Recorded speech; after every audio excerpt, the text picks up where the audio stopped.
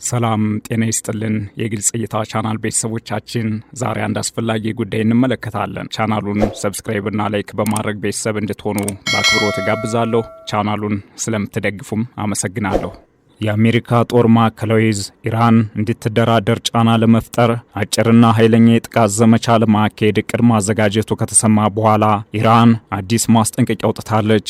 በሆርሙዝ የባህር ወሽመጥ ላይ በተከሰተው ወሳኝ ግጭት ምክንያት የነዳጅ ዋጋ ካለፉት ዓመታት ወዲህ ከፍተኛ ደረጃ ላይ በመድረሱ የአሜሪካ የባህር ኃይል እገዳ ውጤት አልባ ሊሆን እንደሚችል ኢራን አስጠንቅቃለች። በዓለም አቀፍ ደረጃ የብሬንት ድፍድፍ ነዳጅ በአንድ በርሜል በቅርቡ ከ$126 በላይ ከፍ ሲል ታይቷል። ይህም የሩሲያ ዩክሬን ጦርነት ከተጀመረ ከ2022 ወዲህ ከፍተኛ ነው። በኋላ ላይ በአንድ በርሜል ወደ $121 ዝቅ ብሏል።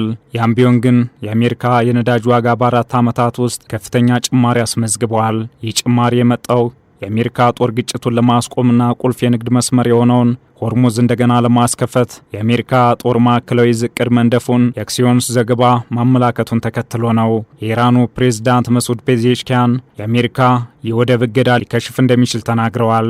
ይህም ቀደም ሲል አሜሪካ ጊዜ እየገዛች ነው ከሚለው የኢራን ባለስልጣናት አስተያየት ጋር ተዳምሮ የዳግም ጦርነት ስጋት በመካከለኛው ምስራቅ አንግሷል። ይህንና ተያያዥ ጉዳዮችን በዓለም አቀፍ ትንታኔ ዘገባችን እንመለከተዋለን። አክሲዮንስ እንደዘገበው በአሜሪካ ማዕከላዊ ዕዝ የተዘጋጀው አዲሱ እቅድ ኢራንን ወደ ድርድር ጠረጴዛው እንድትመጣ ለማስገደድ የታሰበ አጭርና ኃይለኛ ወታደራዊ ዘመቻ ነው። ዕዙ የጥቃት እቅድ ማዘጋጀቱ የተሰማው 20 በመቶ የሚሆነው የዓለም የነዳጅ ማስተላለፊያ የባህር ወሽመጥ ሆርሙዝን ለማስከፈት የሚያስችሉ ወታደራዊ አማራጮች ከመወሰዳቸው በፊት ብልህ ውሳኔ እንድትወስድ ትራምፕ ኢራንን ካስጠነቀቁ በኋላ ነው። አሜሪካና እስራኤል በየካቲት 28 የጋራ ጥቃታቸውን በኢራን ላይ ከጀመሩ በኋላ ኢራን የውሃ መስመሩን የትራፊክ እንቅስቃሴ ውጤታማ በሆነ መንገድ በመዝጋት የዓለምን የኃይል አቅርቦት አደጋ ላይ ጥላለች። ዋሽንግተን በምላሹ የኢራንን ወደቦች በመዝጋት የአጸፋ እርምጃ ወስዳለች። ትራምፕም ለአክሲዮንስ እንደተናገሩት ኢራን የኒውክሌር ስምምነት ላይ እስከምትደርስ በቦታው እንደሚቆዩ ተናግረዋል። ይህም ጦርነቱን ለማስቆምና የኢራን የኒውክሌር መርሃ ግብር አለመግባባት ሳይፈታ ጦርነቱን ለማስቆም እንዲሁም ወሽመጡን እንደገና ለመክፈት የቀረበው አዲስ የኢራን ሀሳብ ተቀባይነት ያሳጣ ጉዳይ ነው። ትራምፕ እገዳውን ከቦምብ ድብደባው በተወሰነ ደረጃ የበለጠ ውጤታማ አድርገው እንደሚመለከቱትም ተናግረዋል። ትራምፕና ሌሎች ከፍተኛ የአስተዳደር ባለስልጣናት በዚህ ሳምንት መጀመሪያ ላይ ከኤነርጂ ኢንዱስትሪ አስፈጻሚዎች ቡድን ጋር ተገናኝተው ቁልፍ ጉዳዮች ላይ ተወያይተዋል። ይህም ዋሽንግተን አስፈላጊ ከሆነ ለወራት እገዳውን ለመቀጠል ያላትን ፍላጎት ያንጸባርቃል። የትራምፕ ብሔራዊ የደህንነት ቡድን አባላት በዚህ ሳምንት ችግሩን እንዴት መፍታት እንደሚችሉ በርካታ አማራጭ ሀሳብ ማቅረባቸው ተሰምቷል። ከተወያዩባቸው አማራጮች መካከል የአሜሪካ ወታደራዊ ኃይል በባህረ ሰላጤ ውስጥ መኖሩ ውጤት ላይ የተመሰረተ መሆን ይኖርበታል የሚል ነው።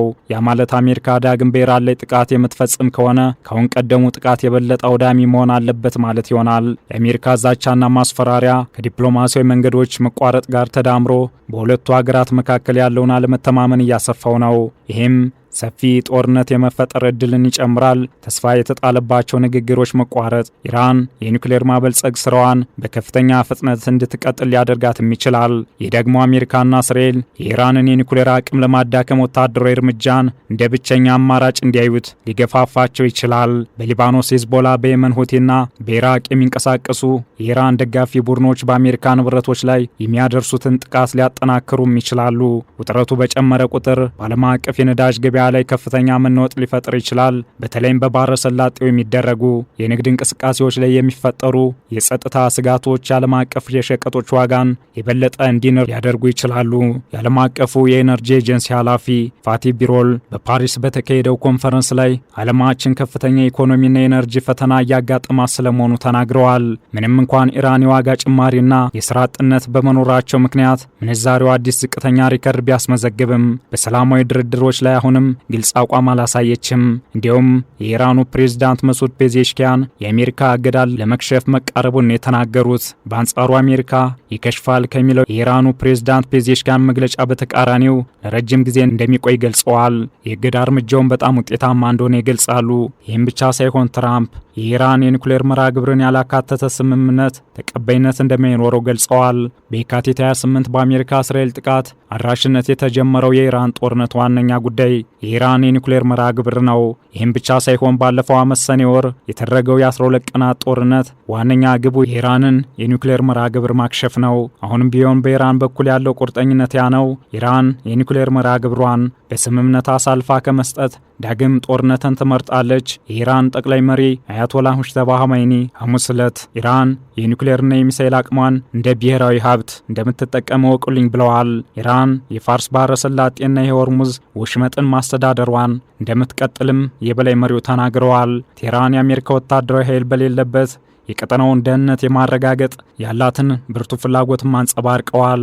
አሜሪካ ደግሞ በስምምነት ካልሆነ በወታደራዊ እርምጃ የኢራንን የኒውክሌር መርሃ ግብር ሳትወድም ረፍት የምታገኝ አይመስልም። በዚህም የዓለም አቀፉን ደህንነት ለሳምንታት አደጋ ላይ የጣለው የመካከለኛው ምስራቅ ጦርነት እንዲቀሰቀስ ያደረገው እጅግ ውስብስብና አሁንም ድረስ አስታራቂ ሀሳብ ያልተገኘለት የኢራን የኒውክሌር መርሃ ግብር ጉዳይ አሁንም እንቆቅልሽ ሆኖ እንዲቀጥል አድርጓል። ይህንኑ እንቆቅልሽ ለመፍታት የሆርሙዝ የባህር ወሽመጥ የትኩረት ማዕከል ሆኖ ቀጥሏል። ኢራን ሆርሙዝን በመዝጋት አሜሪካን ምጣኔ ሀብታዊ ጫና ውስጥ የማስገባት ስልታዊ አካሄድን እየተከተለች ነው። እንዲህ ያለው የኢራን እርምጃ በእርግጥም ውጤት እየታየበት እንዳለ የአመላካች ሁኔታዎች ተፈጥረዋል።